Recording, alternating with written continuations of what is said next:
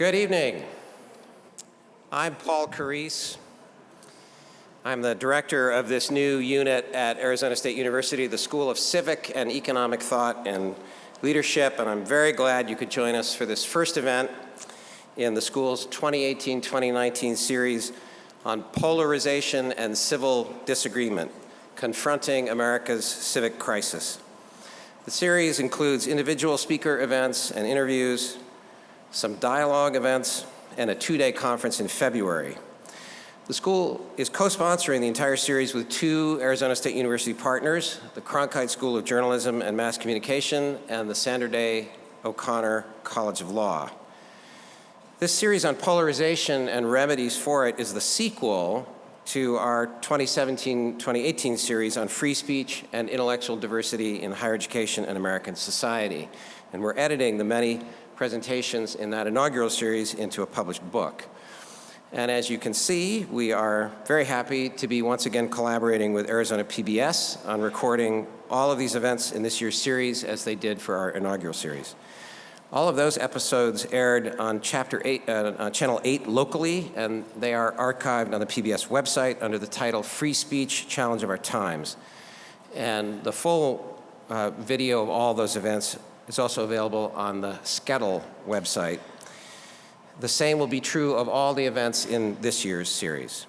Well over 3,000 members of the ASU and broader Phoenix communities attended the events in last year's series, so we ask you to spread the word about this year's events. I assume you weren't able to get into the room without passing some of our literature and getting information on the school. I should add that we're happy to have with us this evening some distinguished leaders from Arizona State government, from Arizona State University leadership, and from the Phoenix community. I also should add that today marks the final day of Rosh Hashanah for our Jewish friends, also Al-Hijra for our Muslim friends. It's the New Year celebration for each faith. And in a more somber way, we should note that September 11th is the anniversary of the attacks on New York and Washington in 2001. Of course, there have been events around the country today to remember those killed and survivors and acts of heroism and charity on that day. Mr. Goldberg's a busy man, and he's much in demand, so we were fortunate he was available to speak in Arizona on this date.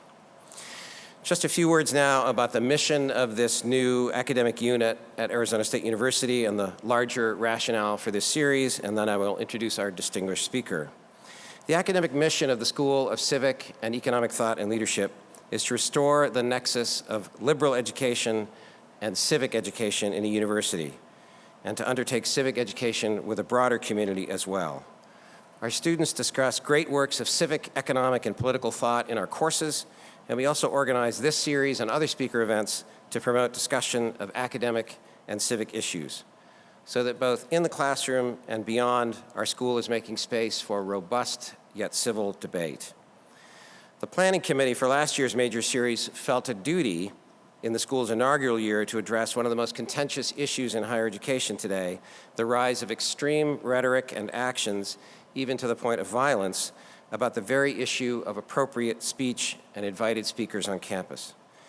The intellectual and civic polarization behind that free speech controversy prompted us to formulate a sequel series this year to address the broader civic crisis, the angry disagreements and the self-sorting into parties and schools of thought that we call polarization or negative partisanship. The speakers we've organized this year will address not only the causes and symptoms, but also remedies that higher education could develop to address this downward spiral. Because the polarized and compartmentalized intellectual climate on many campuses is both a symptom and a cause of America's polarization, we believe there's an intellectual and a civic duty to confront the deterioration in higher education as well as in America's capacity for self-governance. In our undergraduate program, the school addresses these issues by offering a major and a minor, featuring courses on great works and great debates of civic, economic, political, and moral thought, supplemented by broader experiences about leadership and statesmanship, internships, experiential leadership and service trips, and public events like this, all as a foundation for leadership and statesmanship in America and the 21st century world. We also think a return to some fundamental ideas and debates might provide a broader and calming perspective in our polarized and divided times. The school's inaugural series convened a high-level debate encompassing a wide range of academic and civic views, and we believe we've echoed that intellectual diversity in this year's series, assembling public intellectuals and national caliber scholars from a range of viewpoints and disciplines to address polarization and possible remedies. The very experience of seeing a range of viewpoints in one series and also in our dialogue and panel events also is meant to exemplify the possibility of civil disagreement as well as its importance. Our two opening speakers in the series this fall established this theme and pattern, tonight with a prominent conservative writer, followed by, in October, a prominent liberal progressive scholar, Mark Lilla of Columbia University. And so to our distinguished speaker tonight. Jonah Goldberg is a fellow and holds the Ass Nest Chair in Applied Liberty at the American Enterprise Institute in Washington, D.C., where he writes about political and cultural issues. He's concurrently a senior editor at the conservative magazine and website National Review and is a fellow of the National Review Institute. He's a best-selling author. He writes a nationally syndicated column that appears regularly in more than 100 newspapers across the United States. He's also a weekly columnist for the Los Angeles Times, a member of the board of contributors to USA Today, a Fox News contributor, and the host of the podcast, The Remnant. His most recent book, published just earlier this year, emphatically addresses the causes of America's polarization, and the title of his presentation tonight echoes the book's title, The Suicide of the West: How the Rebirth of Tribalism, Populism, Nationalism, and Identity Politics is Destroying American Democracy. So our sequence for tonight is that Mr. Goldberg will offer his prepared remarks, and then in part two of the evening, I'll be joined by Dr. Kathleen Johnson of the University of Arizona for a joint interview to pose some follow-up questions. In part three, Jonah will take questions from the audience, and we invite everyone to stay afterward for a reception. So with that, please join me in welcoming Jonah Goldberg on the suicide of the West.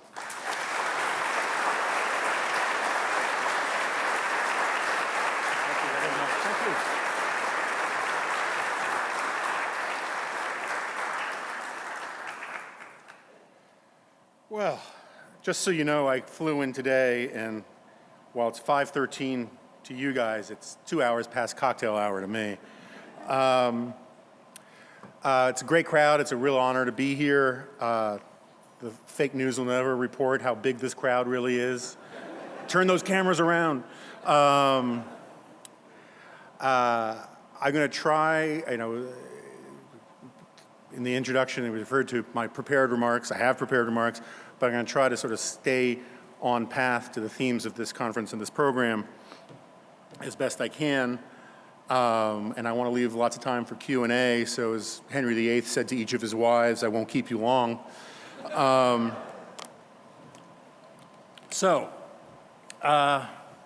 actually just wrote about this recently in the National Review. Some of the older people, some of the less young people in the audience might remember a 1980s wrestling star named Rowdy Roddy Piper.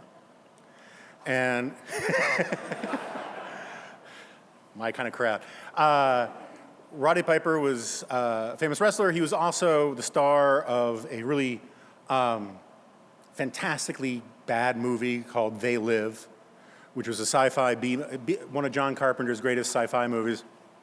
And most famous for the line, I came here today to do two things, chew gum and kick ass, and I'm all out of gum. But it also was, I discovered a few years ago, well, because I'm weird like this, clicking around the internet, it is also considered literally one of the greatest Marxist films ever made. Celebrated in academic journals. It's it's celebrated as like literally the greatest popular embodiment of Frankfurt School Marxism. I'm not going to get into all of that, but I think it's interesting. The reason I bring it up is the central conceit in the film is that Roddy Piper, who's this bourgeois, sort of down on his luck, everyman, strong work ethic, he discovers a pair of glasses, and he puts on the glasses, and he discovers that they reveal a world hidden to the naked eye. And this is where the Marxism part comes in. It turns out the world is run by this evil cabal of aliens, that all advertising actually turns wants and desires into needs. And so when he puts on the glasses and he sees a billboard with a beautiful young woman in a bikini, it reveals that it really says underneath, marry and reproduce. When he looks at news magazines, the real message is behave, listen to authority, right? And this is the sort of idea that conformity is manufactured by our corporate overlords, the 1% or whatever, and all that kind of stuff. I don't agree with all that. I got my problems with capitalism, but I think that goes a bit too far. The reason I bring it up is when I first started doing the book, I really wanted to come up with a conceit like those glasses. Because I have become more and more convinced over time that the world that we see and that we argue about really is a lot more fragile, a lot more of a facade than it really is. And the thing that I'm speaking of specifically is I'm kind of fascinated with examples of how human nature holds constant over time. What I mean by this is like, what are the things that if a time traveler from 1,000 or 500 years ago came to modern society and looked around would say, oh, I get it. I understand how that works. One good example is North Korea, right? We talk in the West about how North Korea is a Marxist, Stalinist regime and all of that. They've purged all of the Marxism and all of the Stalinism out of their constitution and their public rhetoric for the last 30 years. It is in no way a doctrinaire Marxist society. What it is ultimately very recognizable to anybody who read Plato's Republic, very recognizable to anybody who's looked at history of the last 5,000 years. It's a monarchy. It's not the divine right of kings, it's the divine right of Kims. But if you read the public propaganda of the regime, and when Kim Jong-il, the first one, was born, he was born on a mountain, night turned to day, rainbows appeared. I don't think there are unicorns mentioned, but you get the point, right? They have superhuman powers. They have superhuman abilities. The dad, whoever Kim Jong-un's dad was, I can't remember now, he supposedly didn't need to use the bathroom, according to state propaganda, because his body was so efficient, it never produced any waste. Kim Jong-il was the greatest composer the world has ever seen, according to state propaganda. He wrote the top 15 recognized symphonies around the world. If you read Nick Eberstadt on all of this, North Korea is also a feudal society where they have castes of serfs who, because of their grandfathers collaborated or grandmothers collaborated with the Chinese, they are marked for the rest of the time as a sub-order of human beings. There are about 50 gradations of nobility and serfdom in North Korea. And the point I'm trying to make is this is all perfectly natural. This is what happens when you give an individual or a regime absolute power to define the world around them for their own benefit. We revert back to things like this. Right, this is one of the reasons why I love the stuff in popular culture like The Walking Dead, where there's some calamity, some horrible thing happens, and 2 seconds later, we all divvy up into warring tribes of hunter-gatherers, where it's a zero-sum battle for like leftover Twinkies and gasoline, right? Another great example of this kind of thing, in parts of Mexico, teachers' unions consider their jobs to be heritable. So if you are a chemistry teacher, you can literally leave your chemistry teaching job to your kid because it is something that just simply passes along in your blood. And so the reason I'm getting into all of this is I think that the definition of conservatism that has always been nearest and dearest to my heart is that human nature has no history. That we are all built from the same crooked timber that we had 1,000 years ago, or 5,000 years ago, or 50,000 years ago, the same programming. And so I couldn't come up with the sunglass shtick, and I had to resort to a bit more of a cliched thing, which I actually got from a guy who wrote a wonderful book called Moral Tribes. I think it's Joshua Green at Yale. And it's this idea of a visitor from another planet. So just imagine, for the sake of argument, that you're a visitor from another planet, and you're tasked with the job of monitoring the progress of Homo sapiens on planet Earth. There's a debate about when we split off from the Neanderthals or killed all the Neanderthals or did whatever we did with the Neanderthals. But let's say we split off around 250,000 years ago, right? So you have to visit and you have to keep a little log about what's going on with Homo sapiens. But you can only visit once every 10,000 years. So on your first visit, what would you write in your little observational journal? You'd write something like, semi-hairless apes foraging and fighting for food. Come back in 10,000 years, you'd write, semi-hairless apes foraging and fighting for food. Come back in another 10,000 years. Semi-hairless apes foraging and fighting for food, no change. You would write this essentially, there's some change, there's some migration differences and all that kind of stuff, which would mean changes in diet. But for the most part, that's what we looked like for the first 23 visits. The 24th visit, you would see some amazing changes. The emergence of the first city-states, right, which comes with the emergence of agriculture. You'd see some fetching clay pottery. You see some metalwork and some spears and whatnot. Big deal from what you saw, the previous visit. Can't wait to get back. You come back in another 10,000 years, what do you see? Well, first of all, your spaceship would probably be picked up by NORAD. Second of all, you'd probably get here, I don't know, just in time to see, like Miley Cyrus twerking at the Super Bowl. So, and I'm sorry I'm drinking so much water. I smoked an enormous amount of pot before I got here. And I get terrible dry mouth. So why do I bring this up? Well, I bring this up for the simple reason that virtually all of the progress that we consider progress of any kind has happened in the last 10,000 years. But that's really, really misleading. That's like saying the combined wealth of me and Jeff Bezos is over $70 billion. I mean, it's technically true, but the reality is that almost all of the stuff that we consider to be progress has actually happened in the last 300 years. For 250,000 years, the average human being everywhere in the world, ancient Rome, ancient China, prehistoric Africa, modern, anywhere you want to pick, until about 300 years ago, the average human being everywhere lived on no more than $3 a day.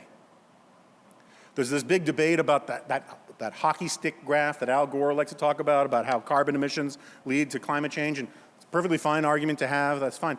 A vastly more interesting hockey stick to me is the one that says, for nearly all of our existence on this planet, humanity's natural environment was grinding poverty and backbreaking labor, punctuated by an early death either from violence or some bowel-stewing disease.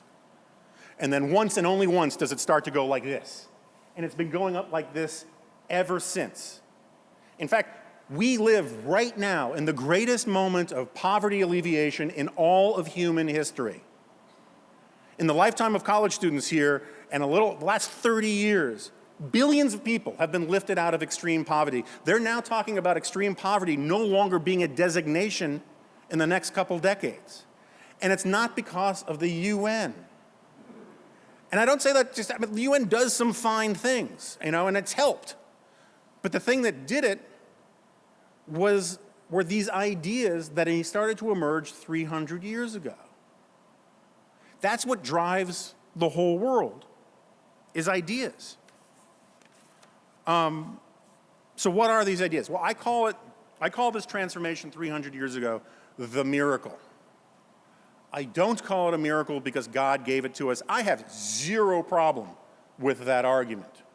If you're a religious person, you should think God gave it to us. But one of the things I'm trying to do in this book, and this sort of gets to the point of this series, is I'm actually trying to partly, make amends for things I've done in the past. Put whatever motivation you want to it. What I'm trying to do is model behavior that I think is increasingly lacking on the American right and on the American left, but I care more about the right because that's where I come from, which is to say, I'm trying to make good faith arguments. I'm actually trying to work on the left, what do we want on the left, or progressives, or moderates, or the science-based, reality-based community, pick whatever label you want. I'm trying to work on their terms and try to explain that this miracle of liberal democratic capitalism or enlightenment-based democracy, or whatever label you want to put on it, is the greatest thing to have happened for the things that they care about and think government is and politics are for. If you think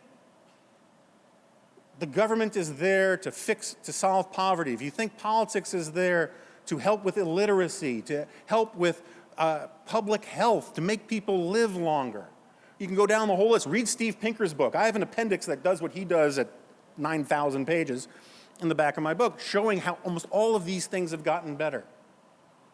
100 years ago, it was normal for every American family to have some experience with a dead child. Calvin Coolidge, when he was president of the United States, his son was playing tennis on the tennis courts at the White House, got a blister on his foot, got infected, died a week later. That was normal. It's still normal in vast parts of the world where the miracle has not fully taken hold. Now, the reason I call it the miracle is because we don't know why it happened. We have lots of different theories. And there's an enormous consensus about that $3 a day thing. I mean, there's arguments about the math. Some people might say it's $4. You know, some people might argue about the timeline. Who cares? There's an overwhelming consensus from like Marxist economists to anarcho-capitalists that this basic point about how poverty is natural and that we are all poor for most of humans' existence on the planet, everyone agrees on that. The question is why? The Marxists have one theory, the sort of Max Weber crowd has another theory. I think a lot of these theories have merit. They're interesting. They provide useful insights. The idea that slavery played a big role in it, I think, is exaggerated, but it's not ridiculous. There are lots of different interesting explanations, but there is no consensus. The only consensus is that it's actually been pretty good on the terms that I'm describing. It's actually not just been pretty good, it's been frickin' amazing. And so, what were these ideas that gave birth to this stuff? Well, you know, look, I could give you the long version of the history, but I'm trying to stay close to time. And, you know, so I could like pull a Jeremy Corbyn and start in on the Jews, right? But I'm not going to do that. Instead, I'm just going to call it what I call in the book is this Lockean revolution. And I don't mean that Locke created it. I mean almost the exact opposite. Locke symbolizes it.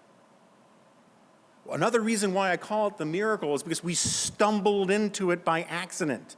Nobody intended this to happen. And it only happened once in all of human history, in one place.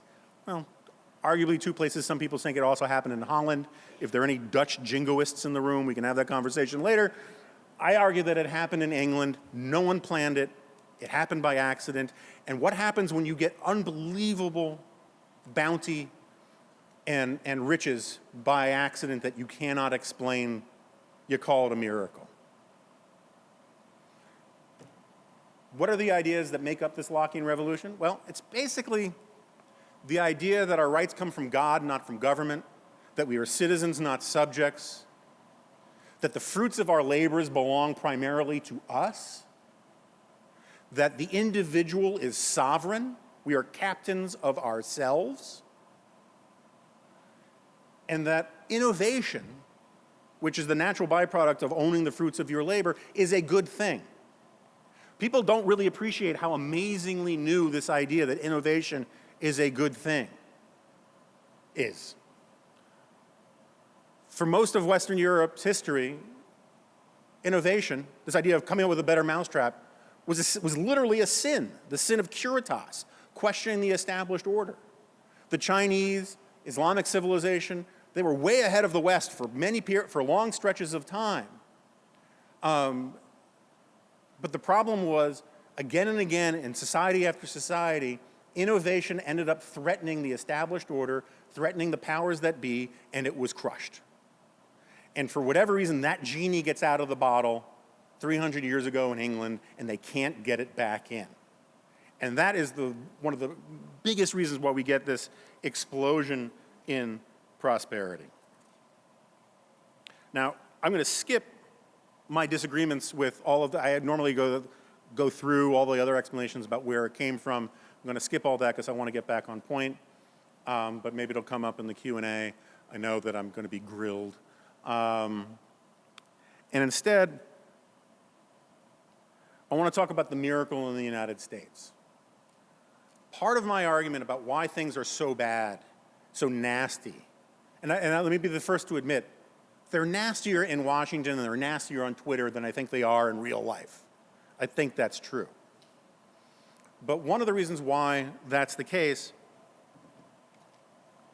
is that we are teaching people in this country, as a matter of public discourse, a matter of public rhetoric, a matter of popular culture, and by a far sight, as a matter of public education and private education, K through 12, college, you name it, to cultivate a sense of ingratitude and resentment for the society that we are born into.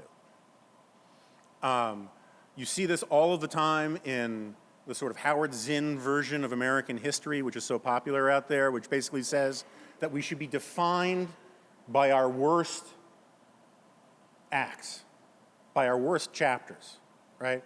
All you need to know about America was that the Founding Fathers were racist, they had slaves, and that's it. I absolutely want to teach, I demand that we teach people the worst aspects of our past. It is crucial, because first of all, it's true. Lots of bad things were done in this country. But one of the reasons why I want to teach them, and I want them to be taught, is that you can't appreciate the good things unless you explain what the bad things were. The remarkable thing about slavery in America, or in the West, wasn't that we had it, but that we got rid of it. Lots of civilizations had slaves. There is no major civilization you can point to that doesn't have a chapter of slavery in its past, and there are lots of societies today that have slaves. The amazing thing about slavery isn't that we had it, but that we got rid of it. I wish we never had it in the first place. And the first thing you have to admit, it was profoundly evil. But the second thing you have to point out is it's profoundly hypocritical. And the glorious thing about hypocrisy is that it exposes a principle. If you're a psychopath with no principles, or a sociopath with no principles, it is almost literally impossible for you to be a hypocrite. If you define morality purely based upon your own personal desires, the only way you can be a hypocrite is if you actually do something charitable or nice for somebody else, right? The glorious thing about the hypocrisy of the American founding, this idea that this country was based on, or it wasn't actually based on, but this idea that was inherent in our founding was this idea of all men and women are created equal in the eyes of God. And when we founded the country, we did not live up to that, certainly not for women, certainly not for blacks, certainly not for poor, propertyless people. But this internal logic was in there. This unfolding principle was in there. So you get the Emancipation Proclamation and you get the Gettysburg Address, where Abraham Lincoln takes the beginning of the Declaration of Independence, which was sort of boilerplate. It was like Jefferson on a deadline, putting some cliches in there. The important thing about the Declaration of Independence when it came out was the end, independence. The important thing that Lincoln did was he turned the beginning into the new creed of this country. And said it was the central organizing principle of our country. 100 years after that, almost literally exactly 100 years after that, Martin Luther King marches on Washington. And he appeals to that sense of hypocrisy. And he says, essentially to white America, you're not living up to your highest principles. You're not living up to the story that you tell yourselves about yourselves. He says the Founding Fathers came to America and offered us a promissory note, and we're here to collect it.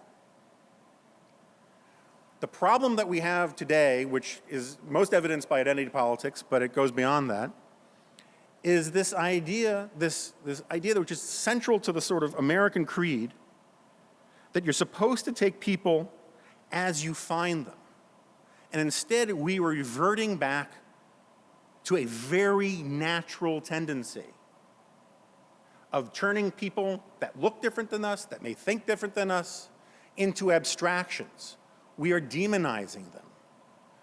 This is what is happening. This is what has been going on in a very rarefied academic way on the left for a long time, and now one of the things that breaks my heart more than anything else about the last few years is that conservatives, or I should say right-wingers, are embracing it too. It seems to me that perhaps the single greatest thing about the American culture, the principles that bind this country together, is that you're not supposed to judge people based upon their adherence to an abstract category. You're supposed to take them as you find them. If you walk into a room and you see someone who has a different color skin than you do, and you think that's all you need to know about them, you're bigoted. You're not allowed to call that racist if non-white people do it to white people now, but I think it's racism as I was taught it. I thought the whole point is that the thing I grew up believing was the Martin Luther King notion that you're supposed to judge people by the contents of their character, not the color of their skin. We are abandoning that. And here's the point. That's natural. You hear all of the time that people need to be taught to hate. It's just not true. There are these amazing studies that show that we have these moral taste buds of us versus them. We have the babies cry from a very early age, almost from birth, in accents. There's a French baby crying accent, there's a Russian baby, Swahili baby. We bond with the phenotype of our parents almost instantaneously, and we distrust people who don't look like our parents. Paul Bloom at Yale wrote a wonderful book called Just Babies, where they do psychological experiments on babies. And I want to be very clear, no babies were harmed in the process of doing this book. And they find an amazing amount of programs, moral programs, already come in. Anybody who is a parent understands that babies come with a lot of preloaded software, but it needs to be updated. Hannah Arendt has one of my favorite intellectuals. She had a great line where she says, every generation, Western civilization is invaded by barbarians. We call them children, right? This is what I'm getting at the beginning about how human nature has no history. If you had a time machine and you went back, let me put it this way. If you had a time machine and you went to, I don't know, New Rochelle, and you took a baby and you sent it back 1,000 years and gave it to a Viking village, and they adopted it, it would grow up to raid and pillage the English countryside. If you took a Viking baby and you sent it to New Rochelle in present day, it'd grow up to be an orthodontist. We're not born Americans. We are not born Westerners. We are born into this tiny little civilization called the family. And the family does the heavy lifting of turning barbarians, which is our natural state, into citizens. Civilization is a verb. It is a process. It is a thing that we do. And if we don't do it well, we revert back to our human nature. The Roman poet Horace says, you can chase nature out with a pitchfork. It will always come rushing back in.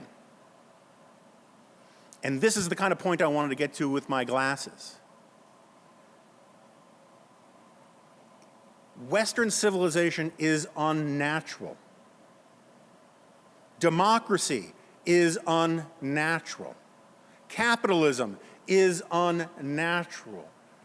Rights are unnatural. I'm not talking about natural law theory. I like all that stuff. I'm talking about it in the basic sense that up until about 5 minutes ago, the way society worked was zero sum. If you had apples, I wanted your apples, I would hit you over the head with a rock and take your apples. The glorious thing that the market does is it takes zero-sum transactions and makes them win-win. I give you money. You like money. I like apples. We both walk away happy. And so if I was going to leave this audience or readers of my book the single takeaway of the book, I know the book sounds like it's going to make you want to take a bath with a toaster.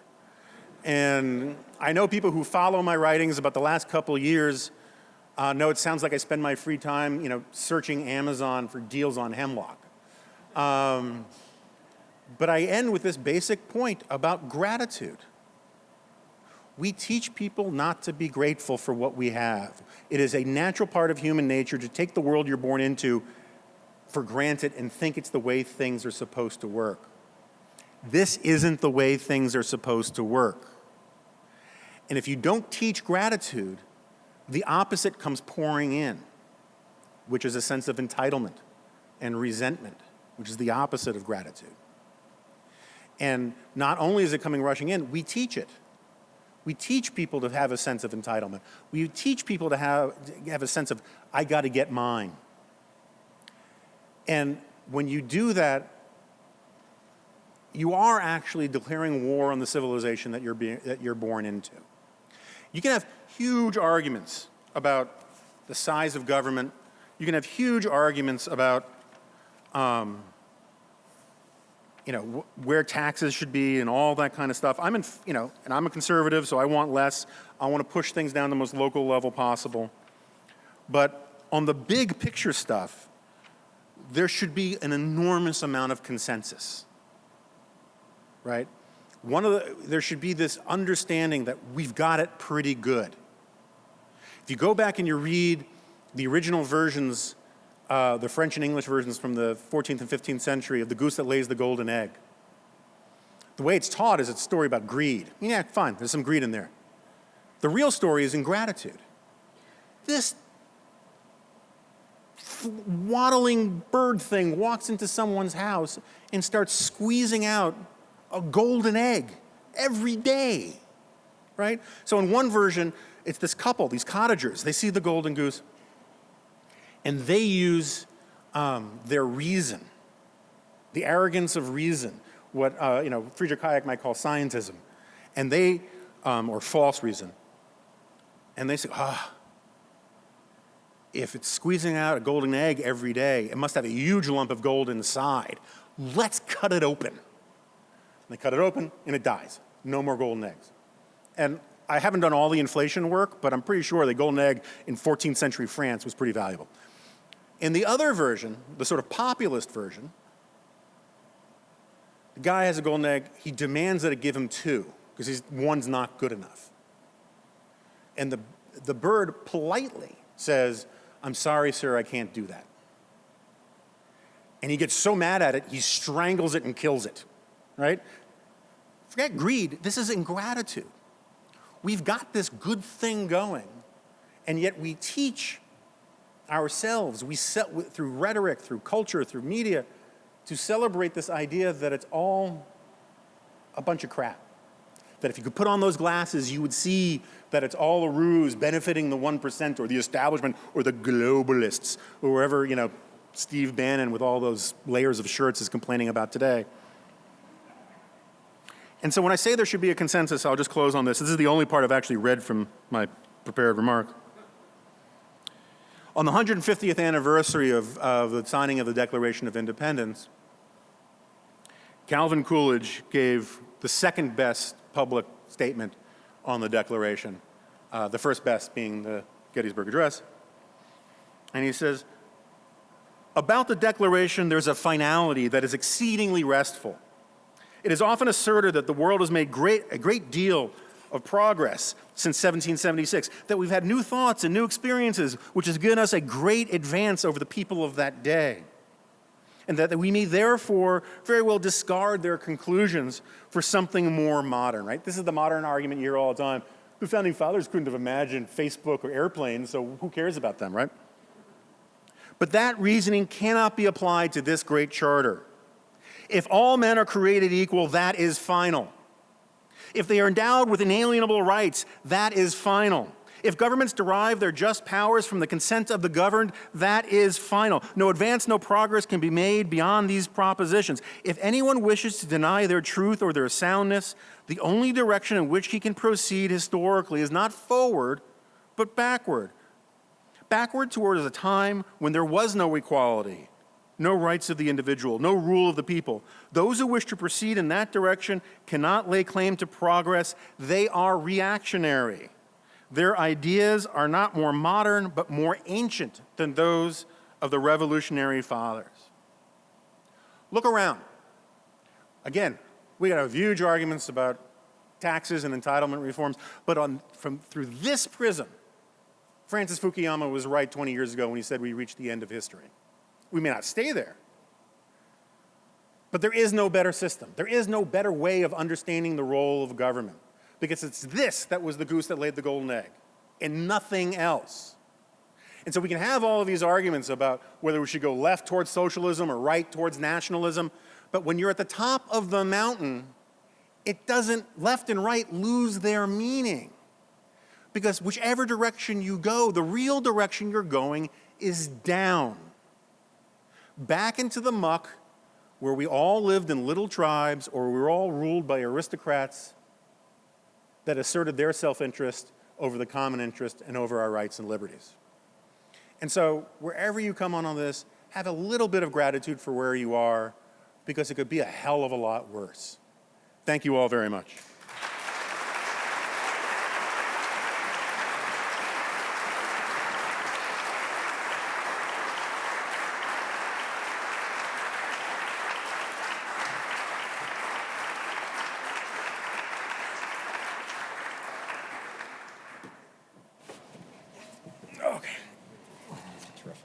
Thank you. I'm not accustomed to trying to state a time, so I apologize. No, you did terrifically well. Okay, for part two of the program, Joan and I are joined on stage by Dr. Kathleen Johnson. She is a research fellow and a faculty associate in the Department of Political Economy and Moral Science at the University of Arizona. That in turn grew out of the Center for the Philosophy of Freedom in the philosophy department at the University of Arizona.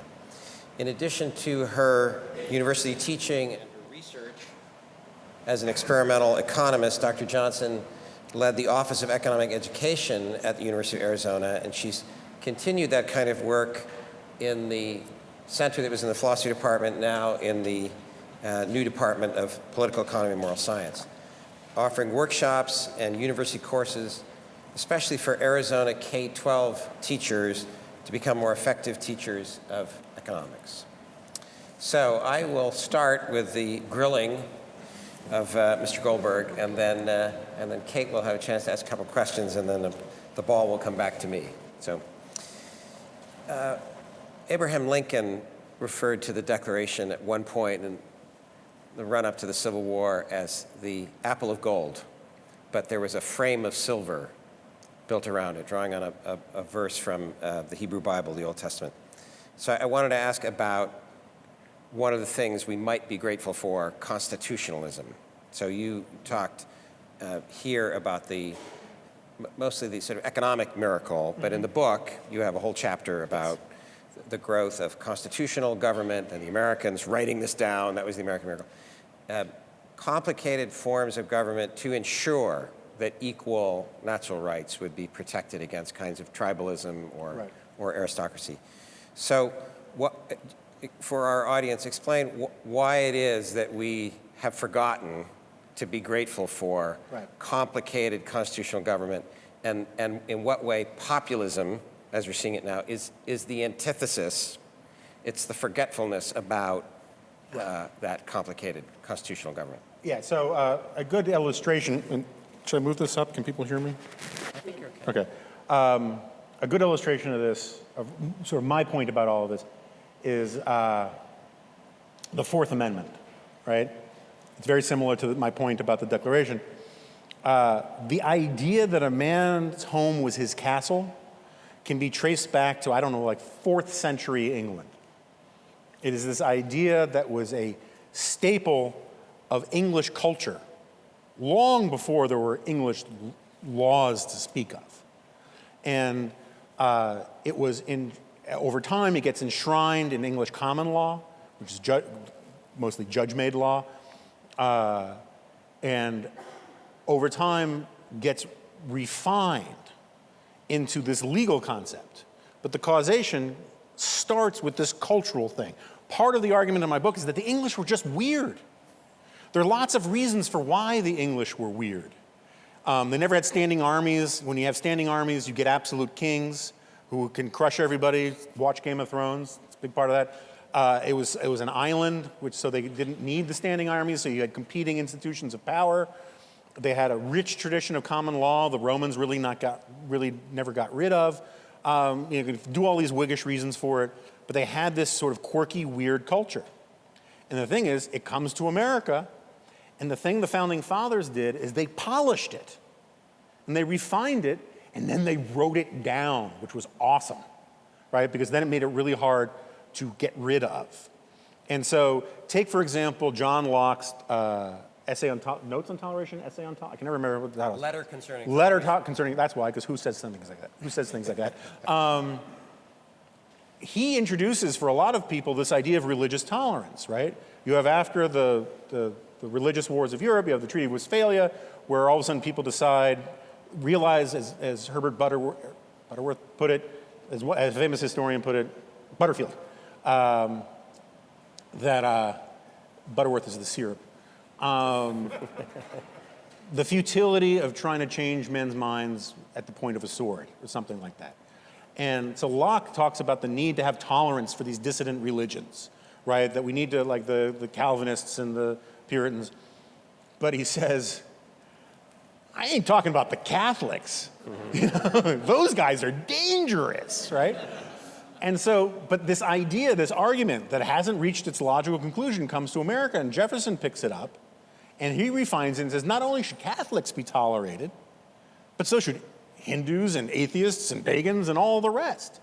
And it is this unfolding that should make us grateful. The single thing that we should be the most grateful about the Constitution, well, I mean, the single thing, one of the most radical things that it did that gets the least appreciation is it got rid of titles of nobility. Titles of nobility and aristocracy are the first major form of identity politics, which basically say that, this idea, aristocracy begins as basically the rule of the best. That's the idea. But very quickly, the guild that's at the top say, oh, no, it's not just that we're the most qualified. We have better blood. We come from better lines. Our ancestors are superior to yours. And it becomes, like Mexican teachers' unions, heritable.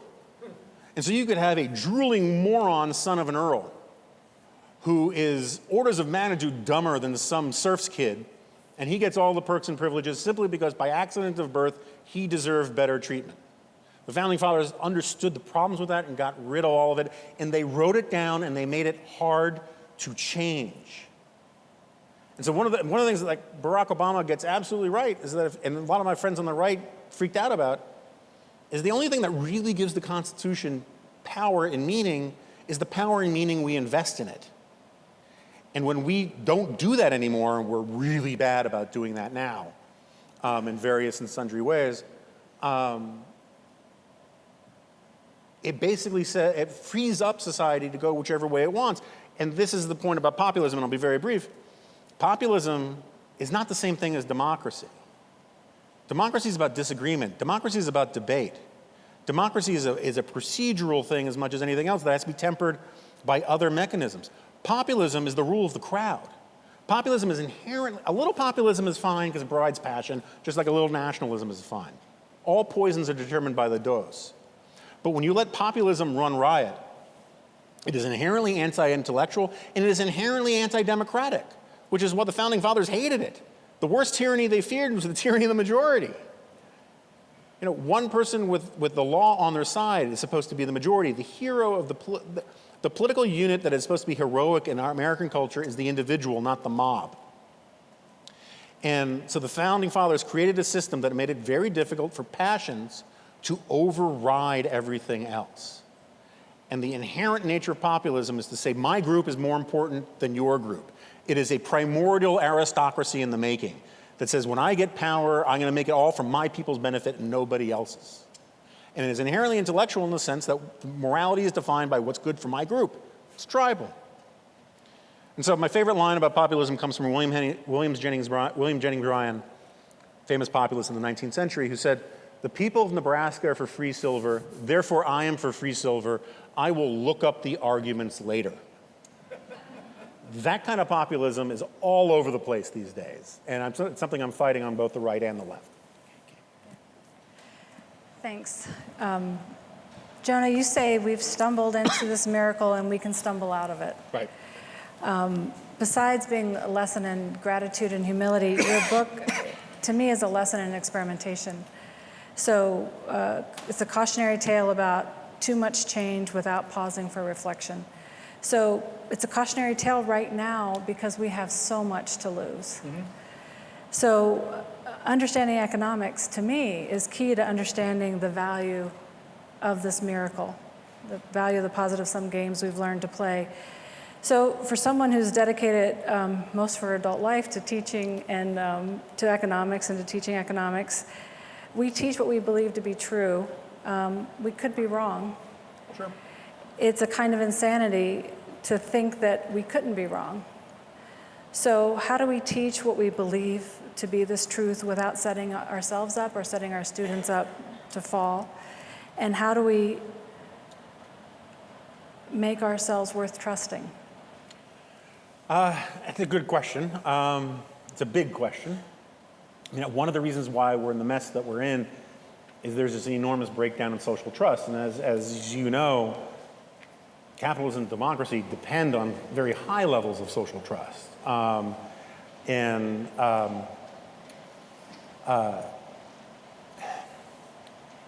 think for economists, you know, there's that great line from Hayek where he says, and I'm going to completely butcher it, but the gist of it is, I think it's in The Fatal Conceit, he says the ultimate job for the economist is to explain to his fellow man how little we actually know about what we can do, right?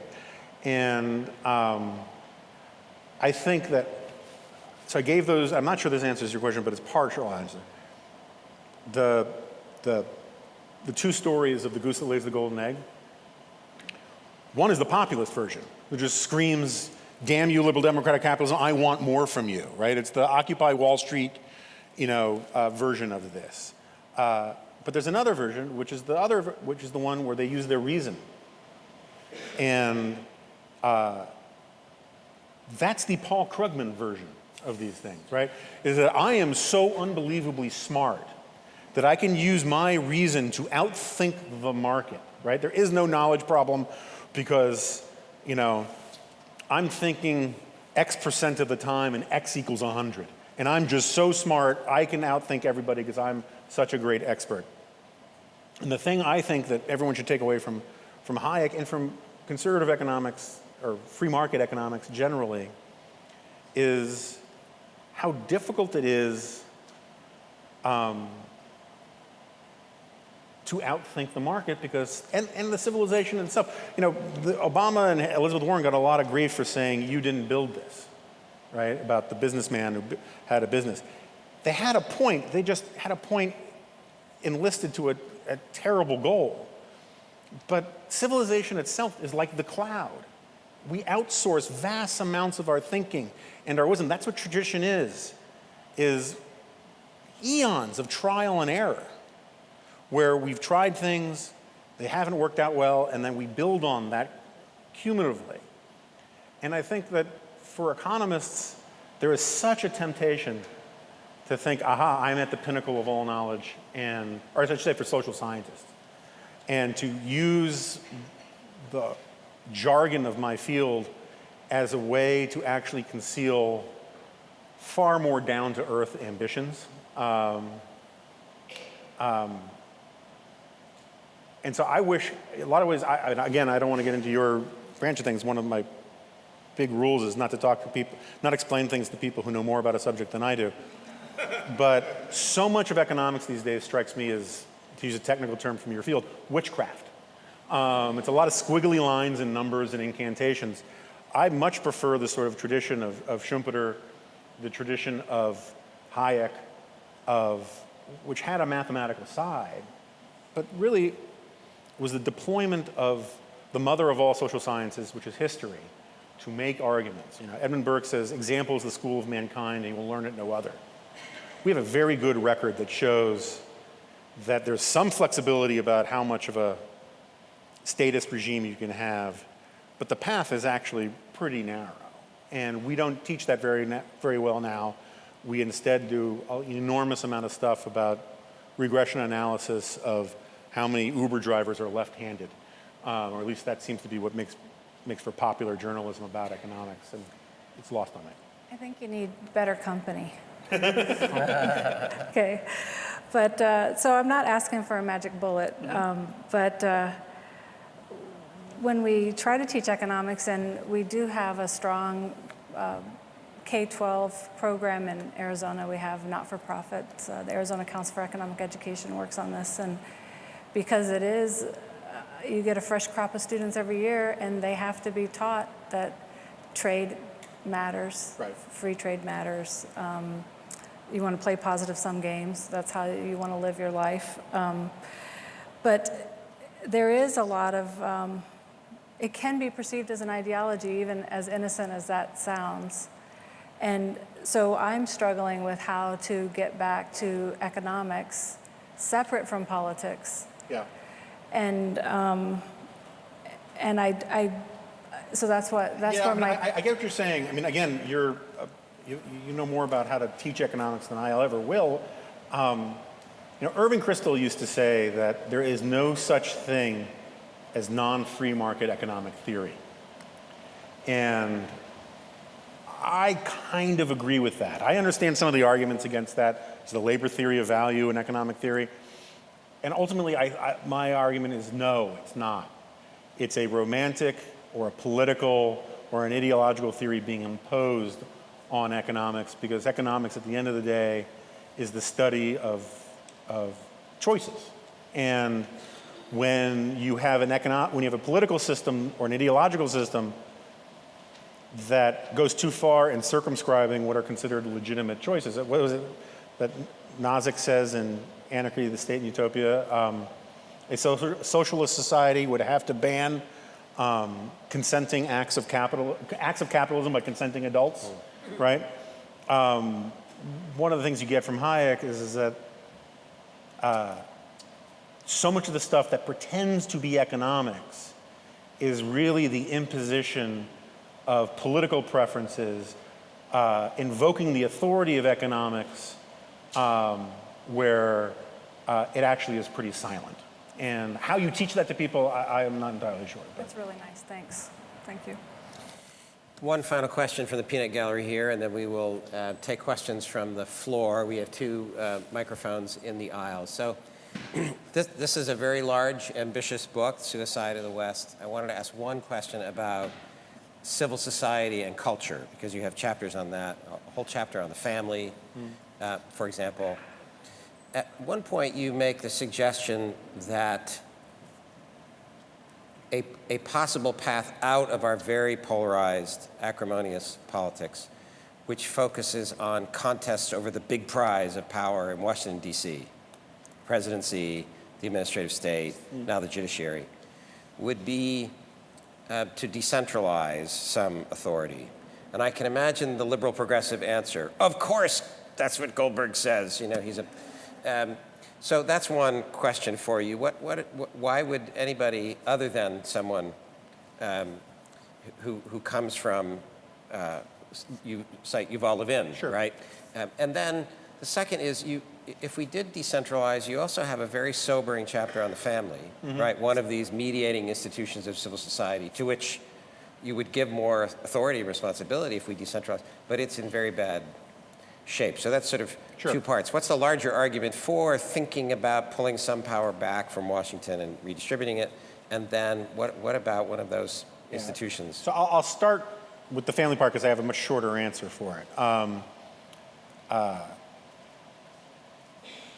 And I have no idea how to convince people I am right about this, but I'll just tell you where I think the families. First of all, one of the crippling things we have in our culture, which I referenced above, which I think plays a big role in the family, is hypocriphobia, right? I always tell people, if you're not a hypocrite on something with your kids, you're not a good parent, right? The whole point about growing up and becoming an adult is that you realize you did some stupid things when you were younger, And the whole point of being a parent is trying to impart some of that wisdom to your children. And if you feel like a hypocrite for it, good. It means you're doing your job. And one of the huge problems, and I get this in part from Charles Murray, one of the huge problems we've got in our society is that our elites, the people who are doing really well in this society, top quintile, top 2 quintiles, whatever you want to call it, the bourgeois, the upper middle class, their absolute refusal to preach what they practice. There is a bigger, and this gets to economics, right? Economists want to seem or the average academic economist wants to seem non-judgy and and hip and modern and all that kind of stuff, and doesn't want to seem like a Bible thumper or anything like that. The economic premium you get from marriage is about as big as the economic premium you get from going to college. Ask yourself how many economists who teach economics tell people, oh, you should really get married versus, oh, you should really go to college, right? There is a cultural status thing that comes with advising college, higher education, in part because they're their customers, that you don't get with marriage. And it's particularly good for men. It's also particularly good for civil society, right? Which brings me to the civil society part. Last point about not preaching what they practice. Elite people practice exactly the kind of thing we should be telling everybody to do. They get the most education they can before they get married. They wait until they get married before they have kids. If you follow this success sequence, the odds of you being in poverty aren't zero, but they're shockingly close. You may not be rich, but you'll do pretty well. And if you grow up in a family with two parents who actually have some serious concern about your well-being, you'll probably be, your chances are going to be pretty good. And so this gets to the civil society thing. There is an enormously well-established finding in the social science literature, which says that there are very few bachelors who coach soccer or Little League, right? And the reason for this is because most men tend to do what our wives tell us to do. And if the moms out there aren't married, they don't have husbands to tell to do all sorts of things that they should do. And this has knock-on effects on the entirety of civil society. There are some unbelievably impressive single moms out there. But just as a matter of division of labor, it is very difficult to do all of the things that two people can do, right? If you've got a mom who's working very, very hard, it's hard for her to also go shopping and also make dinner and do all of those kinds of things. I'm not condemning her. The person I'm condemning is the dude who's out of the picture. But if we could have, I'm not talking about keeping women barefoot and pregnant or saying they shouldn't work or any of those kinds of things, but if we have a little bit more of these bourgeois values, a little bit more of this idea that when you get married, never mind when you have a kid, you are surrendering some of your autonomy for the betterment of somebody else, would be hugely beneficial, and it would redound to the betterment of all of civil society. And the thing is, if the family breaks down, if the family doesn't do the proper job of civilizing people, particularly males, then the rest of civilization has a harder time with it. Talk to any grade school teacher, and they'll, and complain about schools, and they'll tell you it starts at the home, right? This is not a new insight. When Pat Moynihan was writing about the Irish slums and the problems with the Negro family in the 1960s, he was making a very obvious point from history about what happens when men are poorly socialized. They revert back to human nature. You look at street gangs. These are, they're semi-hairless people with clothes on, but they're fighting over territory. They're fighting for status and privilege. They want to belong to a group. They're letting the worst aspects of male nature assert themselves in terms of violence and misogyny. And this is true around the world of when people are not properly civilized, starting in the family. And it's not saying that every single person who comes from a broken family becomes a barbarian. It just creates more likelihood.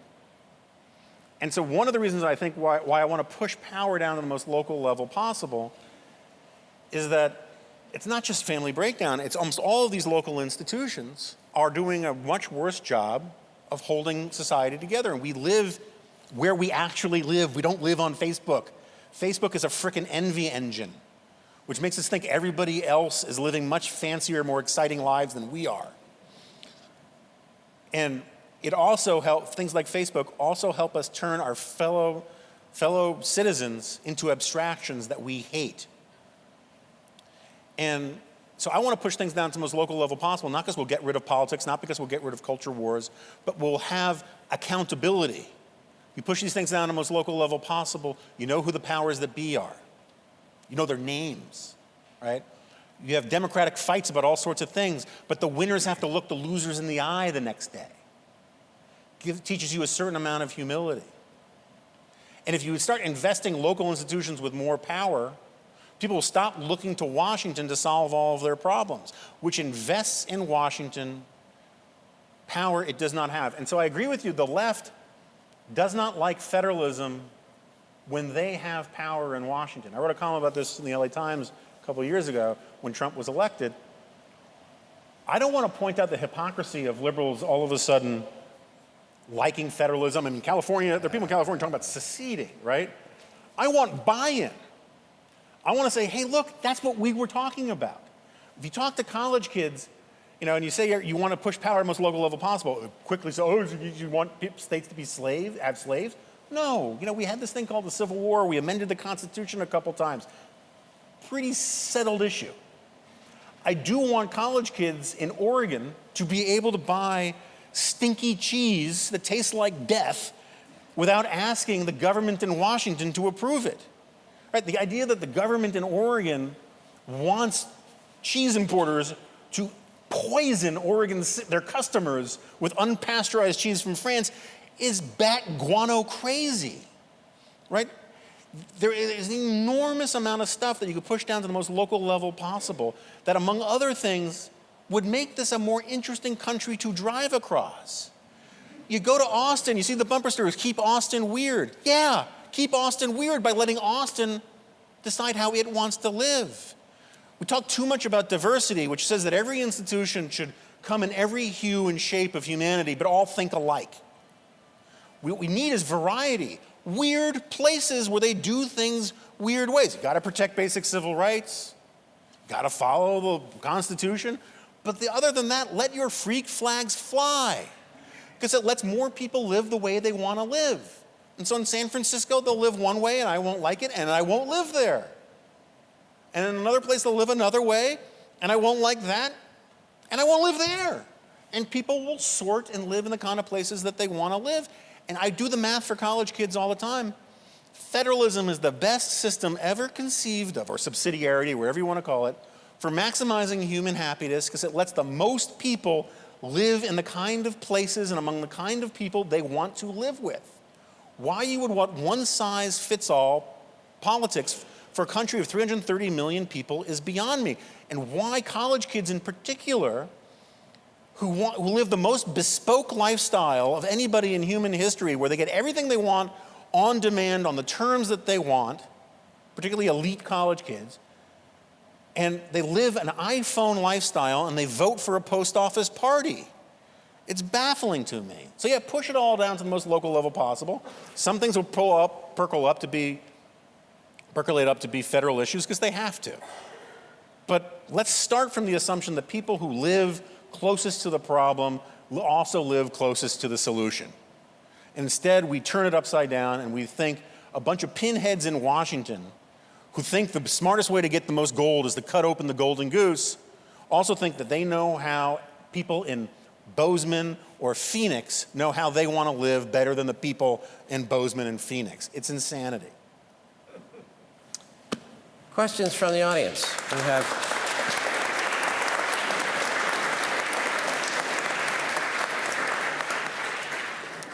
we ask you to keep to the 2 rules about brief questions. Please keep it brief and make sure it's a question. So why don't we start over here? As I always say, please form your statement in the form of a question. Yeah. Yes, sir, Jonah. I'm a big fan, and you talk about a subject that was recently brought up on the Constitutionally Speaking podcast with Luke Thompson and Jay Cost, which was the First Amendment, which had to do with representation. And I don't know how much it relates to today's topic, but Given the proportion that the original suggested amendment gave, we would have about 6,000 representatives today in Congress if we held to that.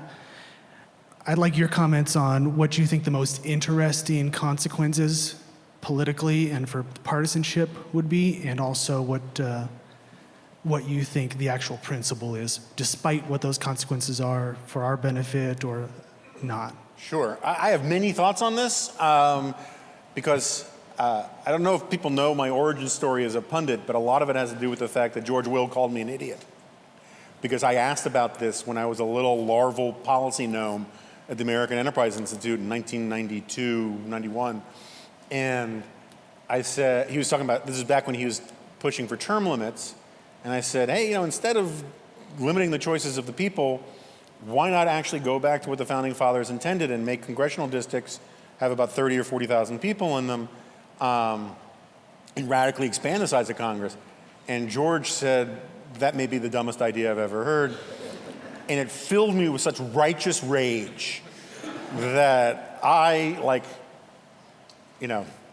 George Costanza and Jerry Seinfeld trying to figure out how to get out of a relationship with their legal pads. I spent weeks studying this issue and was obsessed with it, and turned out to be my very first published op-ed in the Wall Street Journal on November 5th, 1992, the day after the election.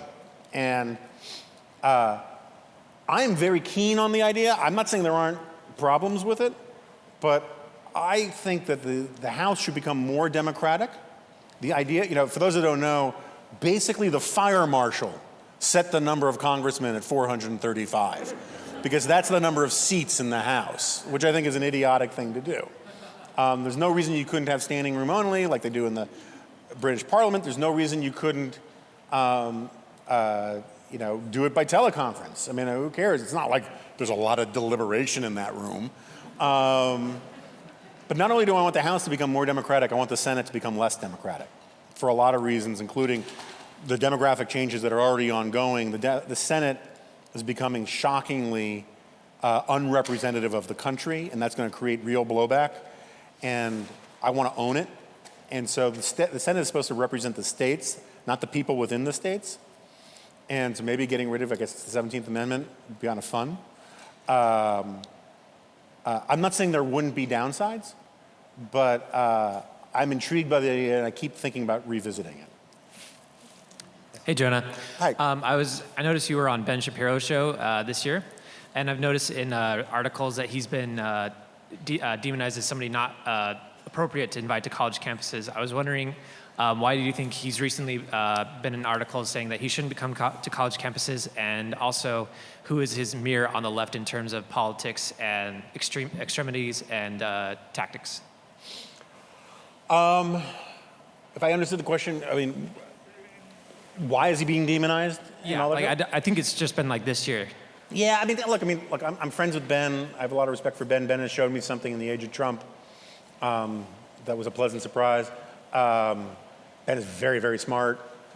I don't like everything that he does, but I think one of the things the left has tried to do is lump him in with Milo and even Ann Coulter and all that kind of stuff, and I don't think that's fair to him. I often joke that, in 5 years, I'll either be working for Shapiro or dead by his hand. I think at the same time, Ben has cultivated some of that demonization. It is part of his business model. It used to be be honest, a little bit part of mine too. I mean, I've had protests 10 years ago, all that kind of stuff. I've kind of given, and this gets me an opportunity to come on, to get back to the theme of this series is, I think one of the things that we've lost in our politics is, or that is unfortunately diminished, is an emphasis on the importance of persuasion. And one of the reasons why the right got so nuts in the last 10 years is because it stopped emphasizing persuasion and started emphasizing purity. And once you start emphasizing purity, you by definition are excluding more people than you're including. And politics is supposed to be about inclusion. And, Ben, I think actually when he gets on campuses, actually tries very hard to be persuasive. But I think part of the rollout to fill the room is to do this whole liberal tears are delicious stuff, which I find kind of tedious at this point. And I've told them that. I think I even said it in one of our interviews. I've been saying this on college campuses to young conservatives for almost 20 years now. By all means, challenge political correctness. By all means, be controversial. Yeah. But just because being an ass is un-PC is not an argument for being an ass. And that's something I think Ben understands, but it's not something Milo understands. That's his wheelhouse. That's Milo's forte. That's his core competence is being an ass. And the problem, and I've said this for years, one of the problems with the way Ann Coulter does things is that if you're on the fence, if you're a moderate, sympathetic, interested to hear about conservative ideas, I think if you go to a Ben Shapiro thing, you come out of that with stuff to chew on. If you go into an Ann Coulter thing, she's going to push you to the other side. And I think that's sort of a parable for the way Donald Trump does a lot of his politics, too. I don't know that I can think off the top of my head who the left-wing version of Shapiro is, in part because there's an asymmetry between right and left that a lot of people don't understand. The reason why we have think tanks and alternative right conservative media and all that kind of stuff is because we were so excluded from academia, from the mainstream media, and so the parallel institutions have different sociologies in different roles. But I bet you about 5 minutes after I leave here, I'll go, oh, I should have said so-and-so. I'll look for your Twitter then. Thank you. Thank you for being here. My question has to do with kind of your topics of greed, populism, and tribalism, and I think there's a lot of overlap in all those things. Whether you're from the political left or the right, or I don't like left or right actually, but how do we as individuals here make sure to not participate in those toxic societal kind of tendencies? What's a practical thing we can take away from here, from your talk, and not participating in those things? Yeah. So first of all, my colleague Ramesh Ponnuru is a very dear friend of mine as well.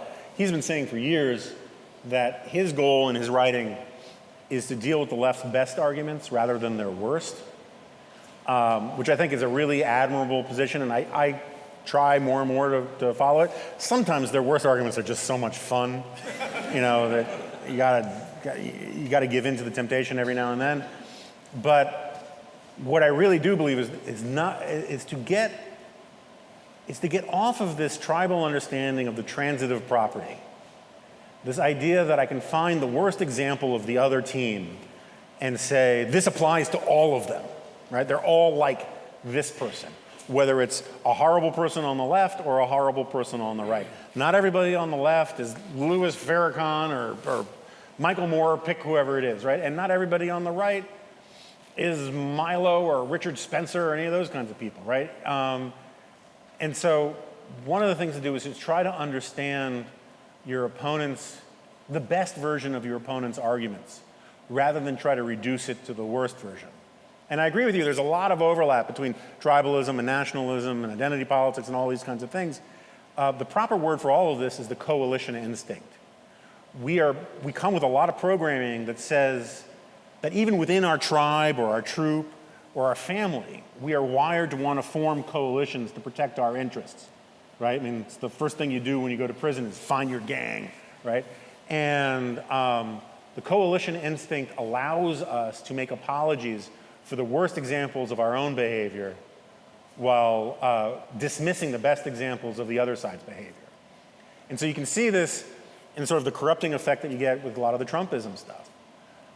In 2012, 2011, I think it was Pew asked Americans whether they thought sexual impropriety or immoral conduct was disqualifying to be a good public leader. And fitting the caricature or the stereotype or just rational expectations, self-identified evangelical Christians were the least tolerant of adulterous, scandalous, immoral behavior. 2016, they asked the same question. And according to the results, self-identified evangelical Christians became the most tolerant demographic in America of immoral behavior. Why? to make allowances for, not to be too pejorative, Cheeto Jesus. And this gets to the big point of my book, is that human nature is inherently corrupting. That if we give in to our basic instincts of wanting to sort of make allowances for our desires or our big man or our leader or our tribe, we will start turning our backs on these principles that lifted us up out of the muck. And this is one example of it. Let's try to brief questions and brief answers. I apologize. If we can, just because we have no, it's not. It's just we have quite a few people in line. We'll see if we can get through a few more. So. Well, I'd like to have a question that's regard to your proposition essentially for the right direction for society was that of further decentralization and putting power in the people's hands. Now, given my concern is that this may not go exactly as well, largely because of the nature of decentralization leads to a weakened military status. In a class with Dr. Paul Carisse, we read some Foucault, but we also read Huntington's Clash of Civilizations, and that's got me concerned for that future, which I think is a bit more pressing. So how exactly will this kind of decentralization fare in the event of a heightened tensions, heightened conflict that may potentially arise in the ensuing decades? Or do you firmly think that there won't be conflict? I get it. It's an interesting question. I haven't gotten to that one before. The Founding Fathers used to say, in essentials, unity, and in everything else, liberty. And this country was pretty good when it was much, let's just throw in like 8 more muches, more decentralized than it is today. It was pretty good about producing a citizenry that was willing to fight wars. In part because the one thing that bound together the entire country was an appreciation for this country and for its role in defending liberty around the world, or however you want to put it. And personally, if you look, let me put it this way. If you look at the data of the number of Americans willing to join the military, the idea that if you reinvigorated civil society, those numbers wouldn't be increased strikes me as very unlikely. The more healthy we have these institutions that inculcate a sense of gratitude and patriotism, the more people will be inclined to join things like the military. I'm a real libertarian when it comes to the federal government. The government is there to do a handful of things. One of them is the military. Another one is protect the borders. Another one, I guess, the post office, some courts. After that, I start running out. And that's fine. And that I think is one of the things that would make the military more of a unifying feature and institution in our country, not less of one. You talked about hypocrisy and how it is very helpful to bring the principles of something back to the surface. And then you also talked about the great miracle where tradition somehow stopped stomping on innovation. And I wonder what you would say to people who suggest that the principles we have are something of tradition that should be crushed by innovation for moving towards the future. Yeah, that's a good question. I became much more of a Schumpeter or Schumpeter, depending on who you ask, fan, and he comes up with the idea of creative destruction, right? That's one of his big ideas. And he basically argues in Capitalism, Socialism, and Democracy that capitalism is doomed. Precisely for the phenomenon that you're talking about, is that capitalism, the relentless efficiency of capitalism, doesn't just destroy bad traditions like the divine right of kings, but it also can erode good traditions. It's like water seeking its level. It just goes. And he says the basic thrust of Schumpeter's argument, and a big chunks of Hayek too, is that capitalism depends on ideas, customs, mores, all that kind of stuff, that it cannot create and cannot restore once lost. The stuff that makes capitalism work is the stuff that is taught prior to our entry in the market. One of the things I always try to impress upon people is that in the family, we're all socialists, maybe even Marxists. It's literally from each according to your ability to each according to your need. If you got 3 kids and one of them's a moron, you don't say, well, you don't get to have the good pizza, right? I don't put price tags on the food for my daughter. I don't charge her rent, right? We are a unit. We are an extra rationalist, extra capitalist institution. But it's those institutions, family, school, and whatnot, that instill in people the values that make capitalism work, right? The Max Weber theory about where capitalism comes from is basically an argument that it was an accident. No one said, if you follow these ideas about predestination, you'll get rich. They said if you do these kinds of things, it might be a sign that you're going to heaven. And it turns out if you do those things, that's really good for success in the market. Honest dealing, thrift, hard work, and the rest. And so my point is that a lot of the answers to our economic problems and the problems about the relentless gale of innovation is to reinvigorate the things outside of capitalism so they can withstand the force of capitalism. Okay, I'm sorry, we'll have two last questions. We will have a reception, so maybe those of you left standing in line will have a chance to ask Mr. Goldberg a question. No, it's fine. So last two questions, yeah. You speak positively about trial and error in the course of human history. Overall, do you truly believe that United States civilization is as perfect as it will ever be? To what extent do your philosophies allow the continued process of trial and error in the process of civilization? Sure. I think I was pretty clear about my point. I don't think America's perfect. I don't think America's ever been perfect. I think America is, it says towards a more perfect union, which basically means to the unfolding process of getting closer to an ideal. We never reach our ideals. That's why we call them ideals. What I despise about our current politics and our current culture is that because our ideals are inconvenient, we want to get rid of them and instead wallow in our instincts. And so what I do think is perfect in the sense that it cannot be improved upon is this idea that as a matter of law and custom, we are all equal in the eyes of government. That two people who enter a courtroom, we don't ask who their parents were. We don't care about the color of their skin or their gender to decide who should win. We base it on what the law says and on their claims and on the facts involved. This idea that all people are created equal, this idea that the government derives its power and its authority from the consent of the governed, yeah, that's settled to me. And if you want to come up with a really clever idea for a king or a tribunal, or maybe how we'll elect some priests who read the entrails of birds or goats and tell us how to run society, you're free to do that. But just don't tell me it's a new or modern idea. It is an ancient idea. This idea of equality before the law and human liberty and the sovereignty of the individual, that's the new and exciting idea. And all other political ideas that I have ever heard of are reactionary to one extent or another because they're trying to restore the old systems that immiserated and oppressed people for thousands of years. Last question. Sure. Two-part question. One, can you clarify what you mean by left versus right? I've heard a lot of different definitions. Curious to hear your take on that. And two, it seems to me that far more important than the left-right horizontal axis is the vertical authoritarian libertarian axis.